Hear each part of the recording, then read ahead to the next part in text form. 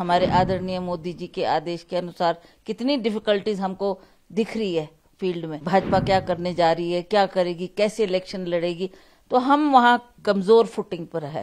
कांग्रेस में अभी बहुत कुछ करने को हमारे को बाकी है। डे 1 से माननीय मुख्यमंत्री जी को यही बात कह रही थी कि आप संगठन को मजबूत करेंगे तभी हम आने वाले चुनाव का सामना कर सकते हैं। ये बहुत कठिन घड़ी है हमारे लिए। आप जानते हैं हमारे आदरणीय मोदी जी के आदेश के अनुसार कितनी डिफिकल्टीज हमको दिख रही है फील्ड में कि भाजपा क्या करने जा रही है, क्या करेगी, कैसे इलेक्शन लड़ेगी, तो हम वहाँ कमजोर फुटिंग पर है। मैंने बार बार उनसे यही आग्रह किया कि हमारे को मजबूती करने की जरूरत है, पार्टी को संगठित करने की जरूरत है। आज जो हम इलेक्शन का सामना करेंगे वो definitely I can say that it's a difficult time, पर फिर भी चुनाव तो चुनाव ही है, लड़ना है और उसमें जीत हासिल करनी है। आप खुद सांसद हैं, आज की तारीख में अगर देखा जाए तो संगठन के लेवल पर भाजपा ज्यादा तैयार और मजबूत है या कांग्रेस? कांग्रेस में अभी बहुत कुछ करने को हमारे को बाकी है। हालांकि आप जानते हैं एज एमपी मैंने सारा ही अपनी कॉन्स्टिट्यूंसी का दौरा बार बार किया है। मैं लोगों से मिली हूँ, लोगों की बात को जानने का प्रयास किया, क्या उनकी डिफिकल्टीज है उसको जानने का प्रयास किया। हमारे पास सांसद निधि होती है जो जिसका बंटवारा मुझे बराबर बराबर हर हल्के में करना था, क्योंकि अब कभी भी कोड ऑफ कंडक्ट लग सकता है, फिर वो पैसा लैप्स हो जाएगा। तो ये इस विषय में मैंने सभी से फीडबैक लिया। ये बात सही है कि भाजपा की वर्किंग हमारे से बेहतर है। जब विधानसभा चुनाव होना था तो हर विधानसभा क्षेत्र में तकरीबन आपका कार्यक्रम लगाया गया था और ये तय नहीं था कि मुख्यमंत्री कौन होंगे।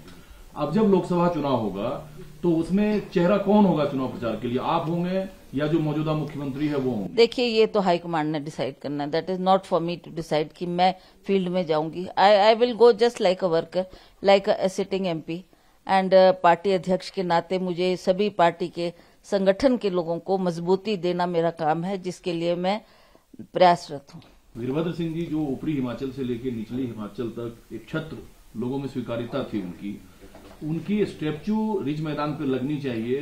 बगावत, झगड़ा, मनमुटाव वहां से शुरू होता है जी। और जो मुझे जानकारी है विपक्ष में बैठे लोग, भाजपा के लोगों को भी इन मांग से ऐतराज नहीं था। बिल्कुल। तो फिर क्यों नहीं लग पाया, रुकावट क्यों आई? ये माननीय मुख्यमंत्री ने डिसाइड करना था, कोई बड़ी भारी चीज तो थी नहीं। वो स्टैच्यू के लिए सभी कंट्रीब्यूट करने को तैयार थे कि हम लगाएंगे, हम बनाएंगे, हम लाएंगे मूर्ति। आप जगह तो दो, जगह तो दो। हमारी कितनी महात्मा गांधी की स्टैच्यू है, इंदिरा जी की स्टैच्यू है, डॉक्टर परमार की है, और उसी तरह से अटल बिहारी वाजपेयी की भी है। तो हम भी चाहते थे कि वीरभद्र सिंह जी, जिनका बहुत बड़ा कंट्रीब्यूशन रहा आज के मॉडर्न हिमाचल को बनाने में, तो ये सिर्फ हमारी चाहनी थी। सभी party worker across party lines also people felt कि ये होनी चाहिए, लगनी चाहिए। लोगों के सेंटिमेंट्स जुड़े हुए हैं उनके साथ। मान गए इस मांग को?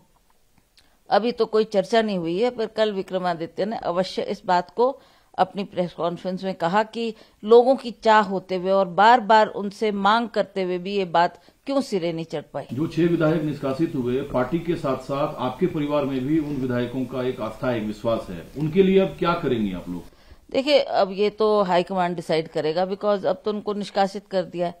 अब क्या उनका रोल रहेगा, क्या वो आगे स्ट्रेटजी बनाएंगे? कोर्ट तो जाएंगे वो लोग हैं? कोर्ट तो जाएंगे, जाएंगे ही जाएंगे। वो अपने न्याय के लिए तो हर इंसान लड़ाई करता है, तो वो भी। जल्दबाजी में फैसला क्यों हुआ? इतने अपने ही 6 विधायक को लोकसभा चुनाव से ठीक पहले निष्कासित कर देना, इतनी जल्दबाजी में फैसला? दिल्ली ज्यादा इसमें इन्वॉल्व रहा या हिमाचल से ये फैसला लिया? मुझे नहीं पता कि क्या डायरेक्शन थी, और स्पीकर साहब ने ये जो फैसला दिया उससे वो लोग भी आहत हुए होंगे, क्योंकि वो सभी कांग्रेस लोग थे और वो अपनी हक की लड़ाई लड़ रहे थे। उनकी भी कुछ ना कुछ डिमांड्स थी। मान लिया मैं राणा जी की बात करती हूँ, राजेंद्र राणा, जो कि एक हमीरपुर क्षेत्र से ये बड़ा एमिनेंट चेहरा है जिन्होंने धूमल साहब को हराया, और वो चाहते थे कि मेरी कहीं ना कहीं सरकार में एडजस्टमेंट हो।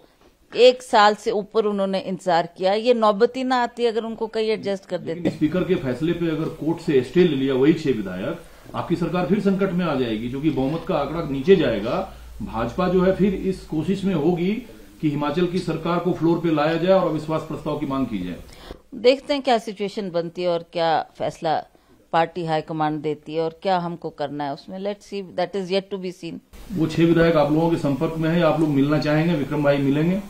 देखिए अभी तो they are under tight security, तो इतना आसान नहीं है उनको मिलना। ठीक है, जो वो निर्णय करेंगे, फैसला करेंगे, और क्या उनके मन में इच्छा है, क्या वो करने जा रहे हैं, I can not get in touch with them because उनके फोन्स भी स्विच ऑफ है और सारा एरिया कॉर्डन्ड है। You can not talk to them, you can not meet them, इतना आसान नहीं है। तो देखते हैं क्या परिस्थिति बनती है उसका। पर सबकी नजरें हैं सीएम साहब पर और विक्रम भाई पे। विक्रम भाई शिमला में है या कहीं गए हैं या किसी से मिलना पसंद करेंगे? वो अपने निजी काम से गया हुआ है, निजी काम से गया हुआ है। वो 1-2 दिन में लौटेगा, फिर देखते हैं क्या फैसला लेती है हाईकमान।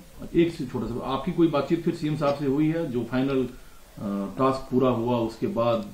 नहीं, उसके बाद तो नहीं हुई। कल तो we all met in Oak Over, सभी के साथ बात हुई। वो 3 जो ऑब्जर्वर आए हुए थे उन्होंने हमको आदेश दिया कि आपको ओक ओवर चलना है हमारे साथ, तो उन्हीं के साथ हम ओक ओवर पहुंचे। वहां पर प्रेस कॉन्फ्रेंस भी हुई और उन्होंने ये दिखाया कि हम एकजुट है and there is no danger for the government. 3 लोग कौन होंगे ये डिसाइड है, 3 दिल्ली डिसाइड करेगा। वो 3 लोग कौन होंगे और कमेटी में? उन्होंने एक नाम मेरे से मांगा था, तो मैंने उनको एक नाम दिया है। वो अब उस पे क्या निर्णय हाईकमांड करती है वो देखते हैं।